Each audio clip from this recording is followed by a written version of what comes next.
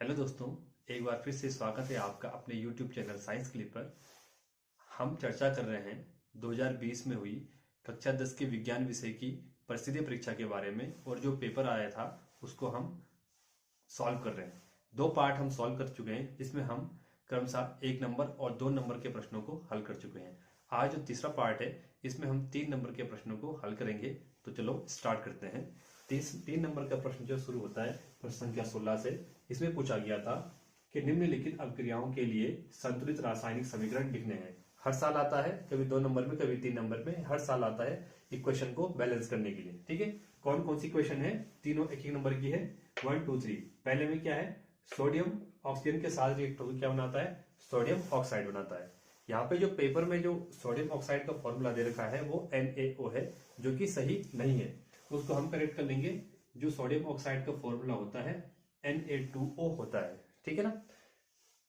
दूसरा जो है, सी में भी क्या आ रखा है? जो सोडियम जिंकेट का फॉर्मूला है Na2ZNO है। ये सोडियम जिंकेट का फॉर्मूला नहीं होता है।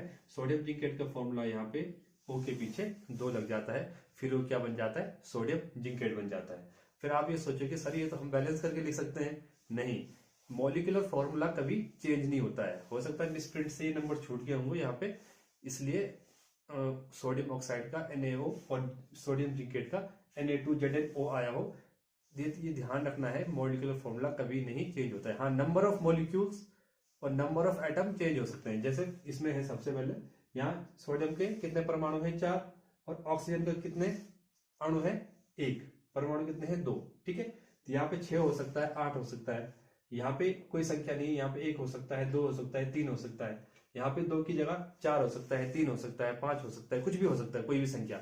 लेकिन जो फॉर्मूला है वो कभी चेंज नहीं होता है, ये ध्यान रखना आप लोग। ठीक है, अब हम पहले को बैलेंस करेंगे। जो सोडियम जब ऑक्सीजन से रिएक्ट होकर क्या बनाता है? Sodium oxide. तो हमें पता है बैलेंस हम कोई रासायनिक समीकरण कैसे करते हैं? अभिकारक और उत्पाद दोनों में परमाणुओं की संख्या क्या होनी चाहिए? समान होनी चाहिए। तो यहां पे हम देखते हैं अभिकारक में सोडियम के कितने परमाणु हैं? 4। और ऑक्सीजन के कितने परमाणु हैं? 2। अभिकारक में। तो उत्पाद में सोडियम के कितने हैं? 2 दूनी 4। ऑक्सीजन के कितने हैं? 2। तो ये रासायनिक समीकरण पहले से संतुलित है। अगर इस प्रकार का प्रश्न होता है, आप कोई रासायनिक समीकरण को संतुलित करते हैं, तो वो जो समीकरण दे रखा है एज इट वही आता है, तो आपने आंसर में दोबारा वही लिख देना है। अब जो दूसरा रासायनिक समीकरण है उसको हम संतुलित करने का प्रयास करते हैं, देखते हैं वो कैसे संतुलित होगा। रासायनिक समीकरण क्या था? आयरन ऑक्साइड जब एल्यूमिनियम के साथ अभिक्रिया करती है तो एल्यूमिनियम ऑक्साइड बनता है, आयरन अलग हो जाता है। तो इसको हम कैसे बैलेंस करेंगे? सबसे पहले हम क्या करेंगे, इस फॉर्मूले को बॉक्स के अंदर लिख देंगे, जितने भी ये फॉर्मूले हैं जो कभी चेंज नहीं होते हैं। फॉर्मूला बेटा हमेशा क्या होता है? फिक्स होता है, वो चेंज नहीं होते हैं। अब हम, आपको पता है कैसे बैलेंस करेंगे? अभिकारक में और उत्पाद में जो जितने भी एलिमेंट हैं उनके एटम के नंबर क्या होने चाहिए? इक्वल होने चाहिए, समान होने चाहिए। तो देखते हैं कितना है। यहां आयरन कितना है अभिकारक में? 2। ऑक्सीजन कितने हैं? 3। और एल्युमिनियम कितना है? 2। ठीक है, अब देखते हैं उत्पाद में। उत्पाद में आयरन कितने हैं? 1। ऑक्सीजन कितना है? 3। और एल्युमिनियम कितने हैं? 2। तो ऑक्सीजन और एल्युमिनियम अभिकारक और उत्पाद दोनों में समान है। असमान क्या है? आयरन है। तो हमको क्या देखना है? आयरन कम कहां पे है? उत्पाद में। तो हमें बैलेंस, कोई भी नंबर लिखना है बैलेंस करने के लिए, तो जहां पे कम है वहां पे लिखेंगे, उत्पाद में नहीं लिख, वहां उत्पाद में लिखेंगे, अभिकारक में नहीं लिखेंगे। इस केस में, इस रासायनिक समीकरण के केस में। ठीक है। हाँ, अगर अभिकारक में नंबर कम होते और उत्पाद में ज्यादा होते तब हम यहाँ पे लिखते।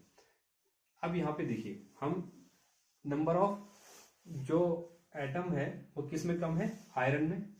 तो हम यहाँ एक की जगह क्या कर देंगे? ये अपने आप में 1 है, तो हम यहाँ पे क्या लिख देंगे? 2। जैसे हमने यहाँ पे 2 नंबर लिखा, 2 संख्या लिखी, तो यहाँ पे भी क्या आ गया? आयरन की संख्या 2 लिख देंगे। इस प्रकार से ये क्या हो गया? रासायनिक समीकरण संतुलित हो गया है। जो ये तीसरा रासायनिक समीकरण संतुलित करना था, अब उसको हम संतुलित करके देखते हैं। ये रासायनिक समीकरण है, फिर से वही कंडीशन अप्लाई करेंगे। हम इस केमिकल फॉर्मूले को लॉक कर देंगे, डब्बे के अंदर लिख देंगे। इसके अंदर हम किसी भी प्रकार का परिवर्तन नहीं करेंगे, क्योंकि मॉलिक्यूलर फॉर्मूला फिक्स होता है।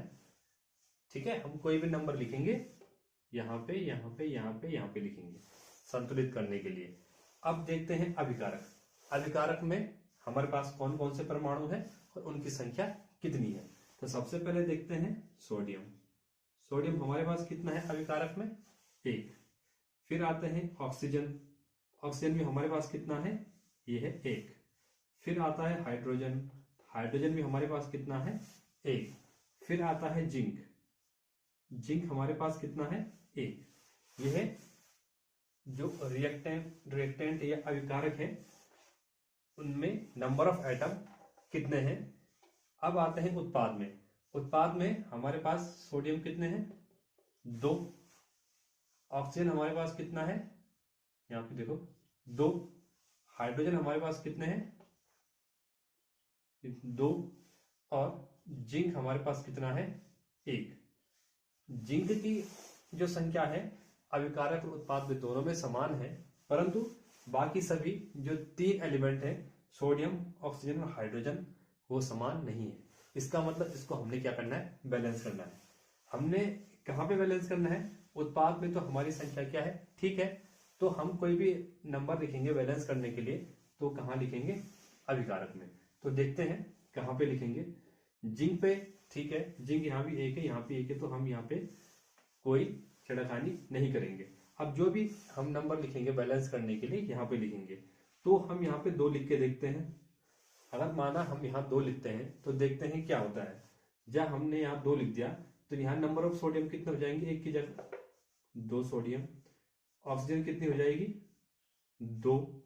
और हाइड्रोजन कितनी हो जाएगी? 1 का 2 से गुणा करके वही 2। अब देखिए यहाँ भी 2 2 2 2 2 2 1 1। इस प्रकार से क्या हुई? ये समीकरण संतुलित हो गया।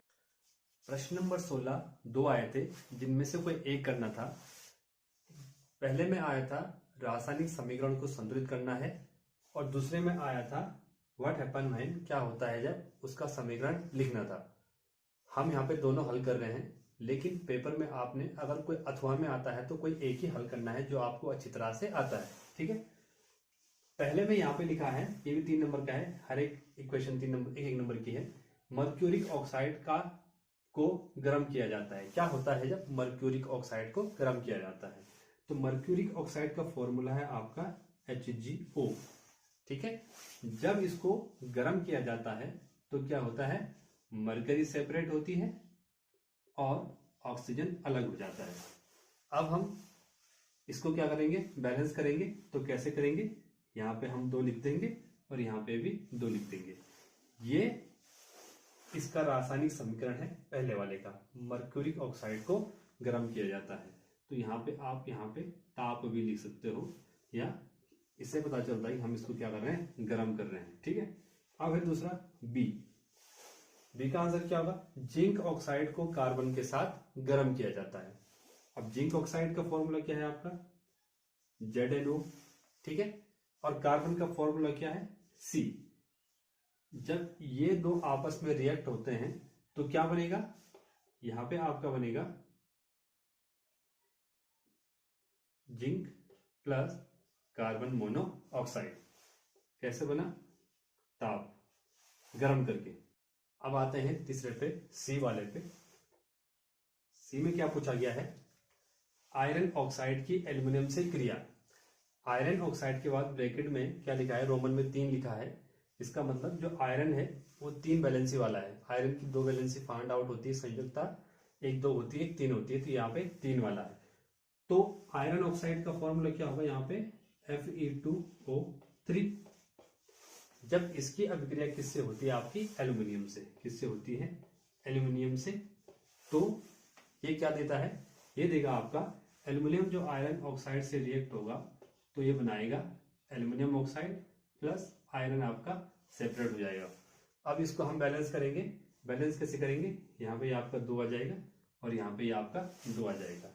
अब ये रासायनिक अपक्रिया आपको दिखी दिखी लग रही है। अभी जस्ट कुछ मिनट पहले मैंने, जब हम रासायनिक समीकरण संतुलित कर रहे थे, तो उसमें जो 16वें प्रश्न में जो दूसरा वाला रासायनिक समीकरण था वो आपका यही था, ठीक है, यही वाला था। इसी को हमने क्या कर दिया, वहां से उठा के यहां लिख दिया है, आप ये समझिए, ठीक।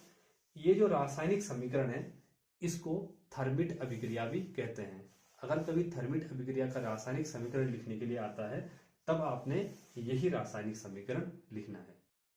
प्रश्न नंबर जो 17 पूछा गया है वो क्या पूछा गया था, निम्नलिखित तत्वों के इलेक्ट्रॉनिक विन्यास कोशों में लिखें।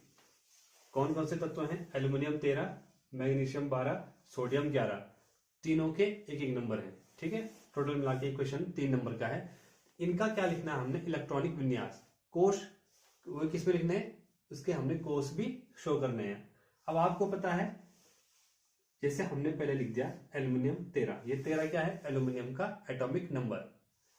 जितने एटॉमिक नंबर होगा, जो जिस भी एलिमेंट का एटॉमिक नंबर है उसमें नंबर ऑफ इलेक्ट्रॉन और नंबर ऑफ प्रोटॉन उतने होंगे। प्रोटॉन की संख्या इलेक्ट्रॉन की संख्या परमाणु संख्या के बराबर होती है।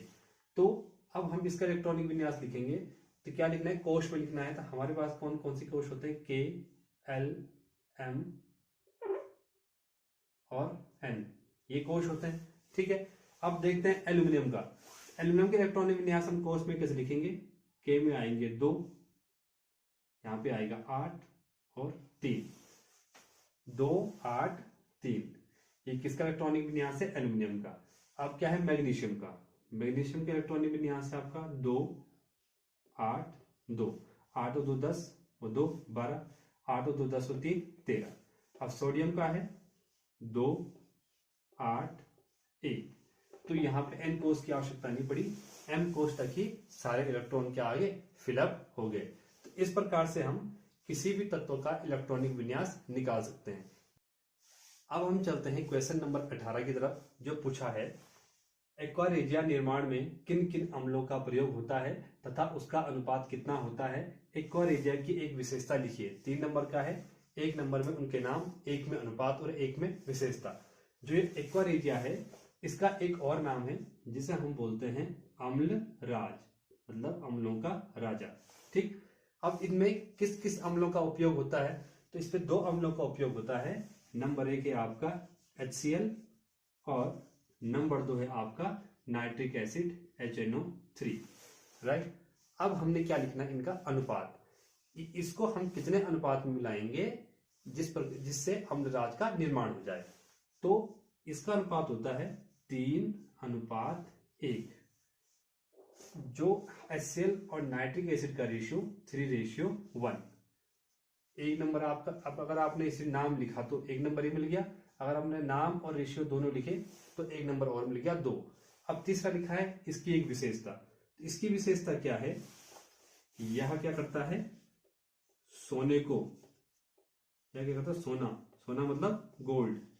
गोल्ड को क्या करता है, जब गोल्ड को हम इसके सॉल्यूशन में डालते हैं तो वो उसको डिसॉल्व कर देता है, घोल देता है अपने में, ठीक है। या समझो उसको पिघला देता है या गला देता है, या सोने को क्या कर देता है, गला देता है,